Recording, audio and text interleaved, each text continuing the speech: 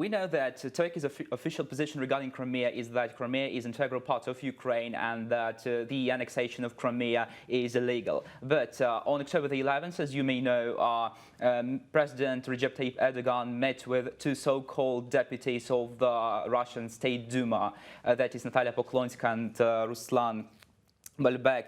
And they were elected from annexed Crimea. So does it mean that Turkish position regarding Crimea has in any respect changed? No, that's not the case. Yes, there was this incident, and we have discussed this issue with our Ukrainian counterparts in Ankara and here in Kiev.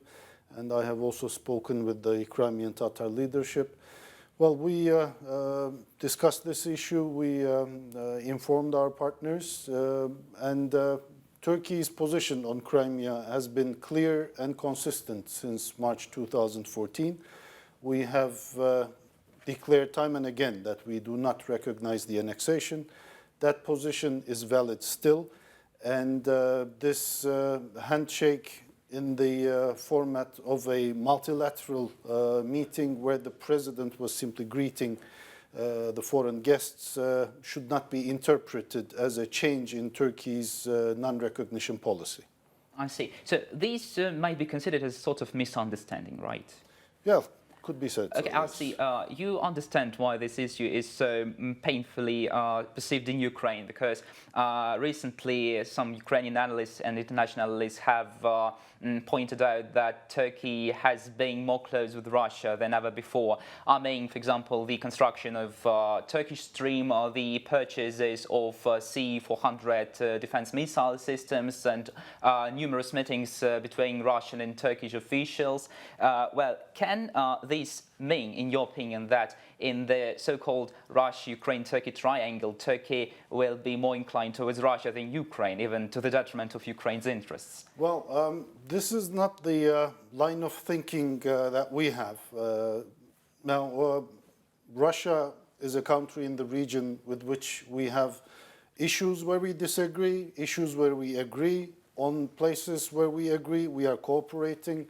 And on issues where we disagree, we are disagreeing. And that's a fact of life. And that's not only between Turkey and Russia. The same goes for everyone, including Turkey's allies, with which we have lots of disagreements, and very serious ones, if I may say so.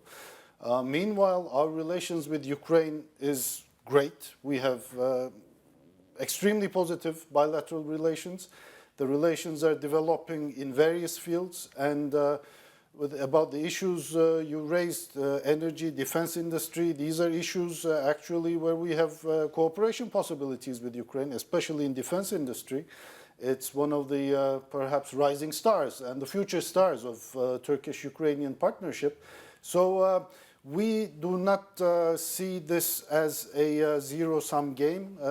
We have always wanted to have working close relationship and developing cooperation with all the regional partners, between us, among us, all together. Yes, there are difficulties, but we always believe that the opportunities, these communication channels which we have, should actually not be seen as a threat, but an opportunity, and they have proved their usefulness in the past. So we tend to think in another way on that issue. I see. As a follow-up to my previous question, one of the moves taken by Turkey, which was also painfully perceived in Ukraine, was when on June the 25th, Turkey voted in the Parliamentary Assembly of the Council of Europe to bring the Russian parliamentary delegation back. This was due to, actually the Russian delegation had been absent before due to sanctions imposed in regard to the annexation of Crimea as well. So why did Ankara take such step then? Well, I mean, this is basically the members of parliament casting their votes there. So as a starter, I don't think it should be attributed as a full official position of Ankara. But that being said, we look at that issue not in terms of one aspect of that, but it was a actually existential crisis for the future of Council of Europe in total, because there were lots of issues at stake there, and highlighting one element could have worked to the detriment of the functioning of Council of Europe as an organism, and I do not think that we are headed towards that way. That's not the outcome that we were wanting. Yes, there are issues that should be addressed, but they should be addressed at the correct platforms with the intended results and not the opposite, because these multinational, multilateral mechanisms exist for a reason, and they should be worked towards that reasons and towards the objectives they were created for. Another hot issue that's being covered by media extensively is Turkey's incursion into northern Syria. I mean that the Operation Spring of Peace started on October the 9th, and it kind of has drawn international ire, including from the United States, which is actually a Turkish ally and a member of NATO, because Turkey and the United States are both NATO members. So President Trump acted a bit undiplomatically when he sent that condemning letter to President Erdogan. Then he slapped sanctions on the Turkish economy, and the same moves are being considered now in the US Congress. So does that in any way threaten NATO integrity and NATO unity? Well, that's actually three very tough questions all rolled into one. Let me start with Syria, why we had to start this operation. And maybe while trying to answer this question, I may also have to answer certain issues because of all the disinformation going on. Now, this has been labeled as an invasion, as an occupation, as massacre of a certain group of people, as something anti-Kurdish.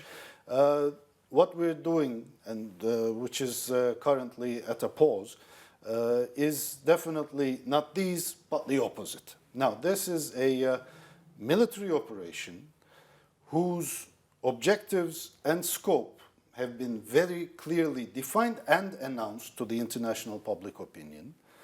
And its sole target is the YPG terrorist organization, which has been allowed to take root there, to grow there, to turn into some sort of an authority in the region.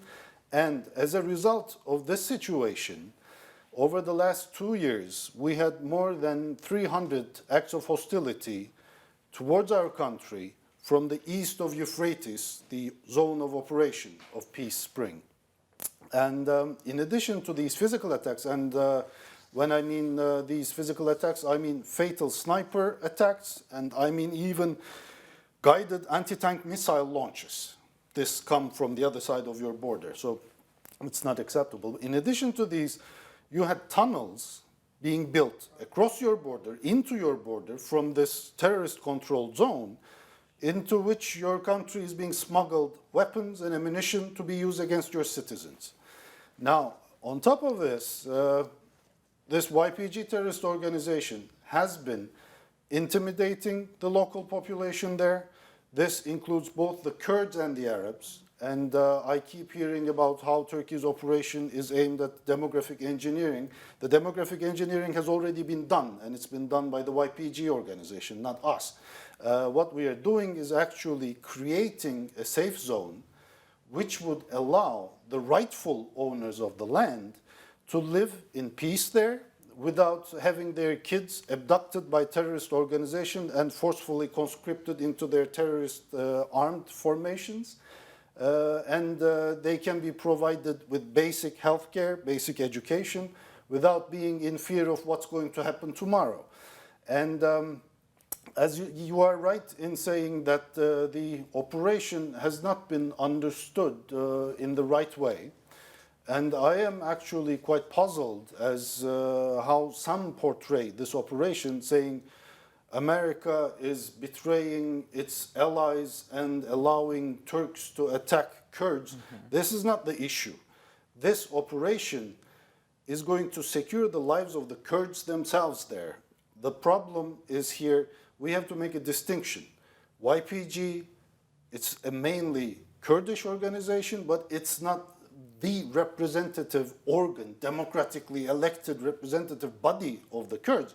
It's a terrorist organization which abuses the Kurds there, which abuses the situation there, and comes up with its own agenda.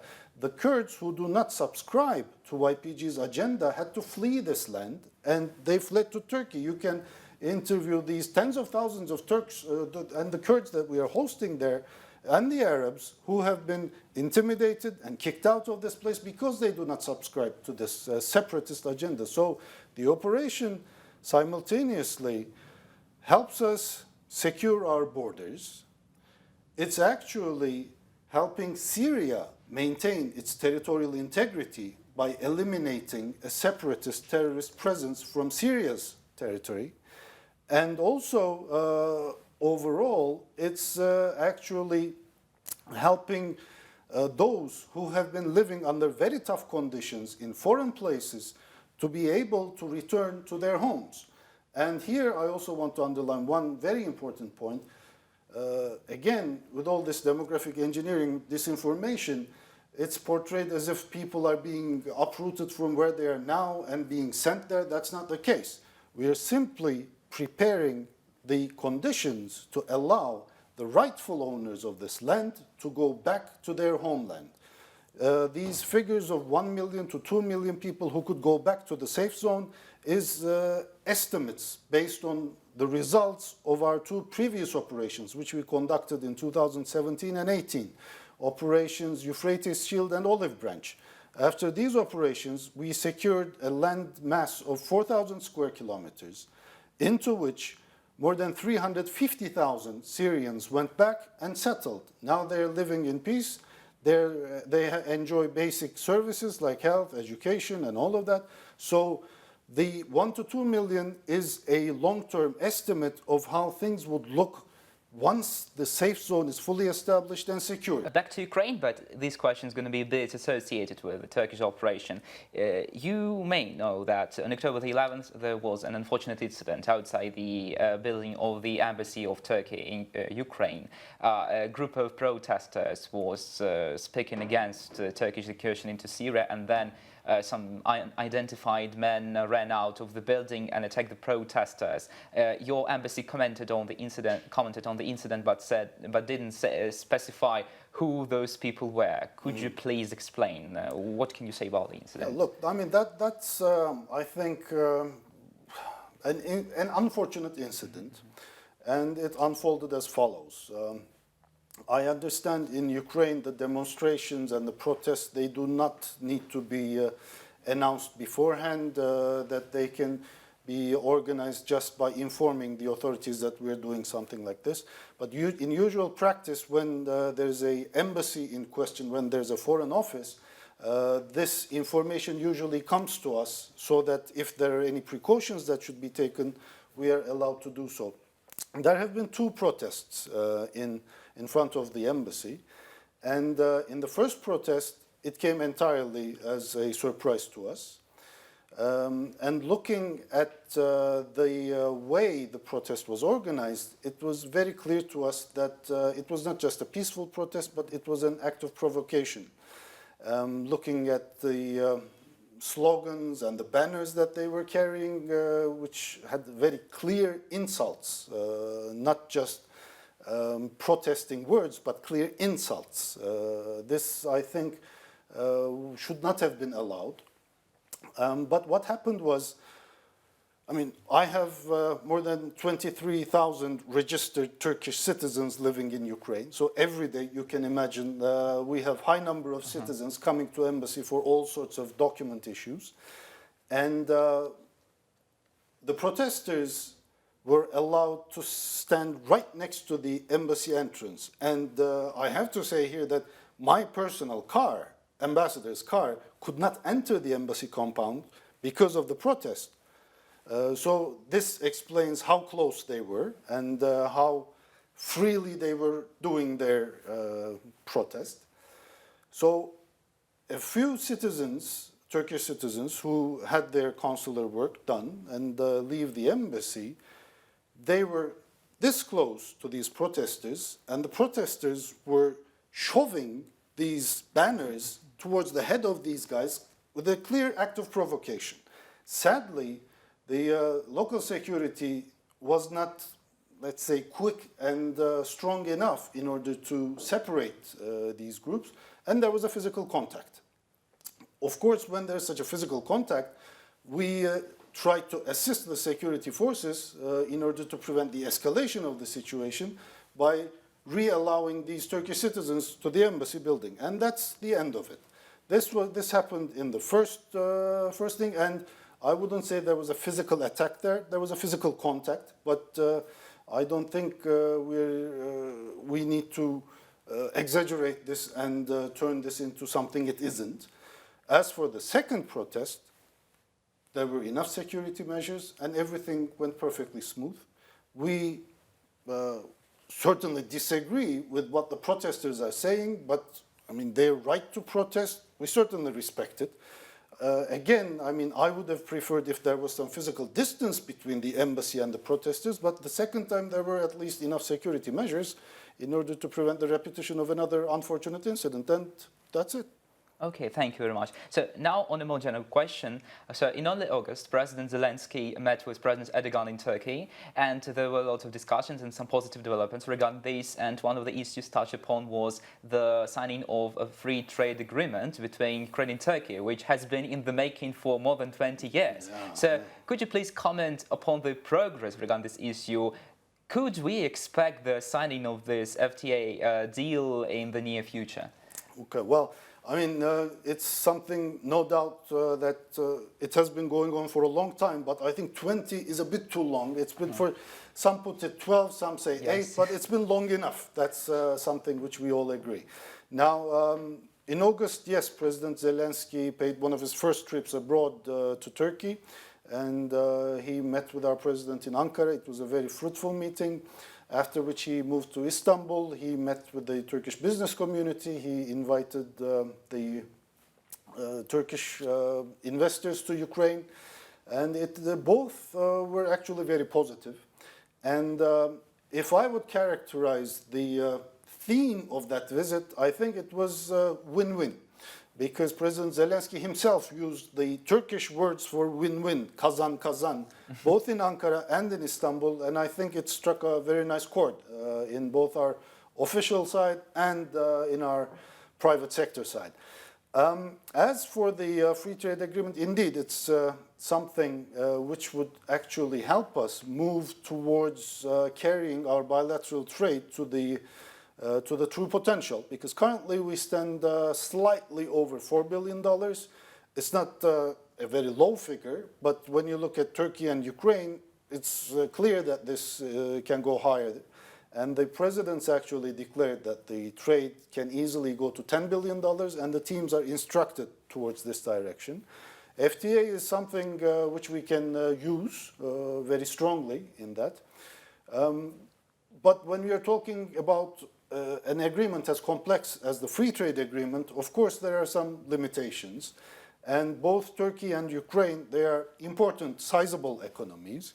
There are sectors where we complement one another, but there are sectors where we compete. So when you talk to a steel producer in Turkey, for instance, when they hear the word free trade agreement with Ukraine, they obviously have their concerns. Same goes for agriculture sector. Meanwhile, in Ukraine, I have spoken to some entrepreneurs, local business people, and when they hear about FTA with Turkey, if they're operating in textile business, they also get their own concerns. So there are issues to address, that much is clear. But I think our economic experts have the depth and expertise to come up with a win-win agreement, which was actually what President Zelensky was saying.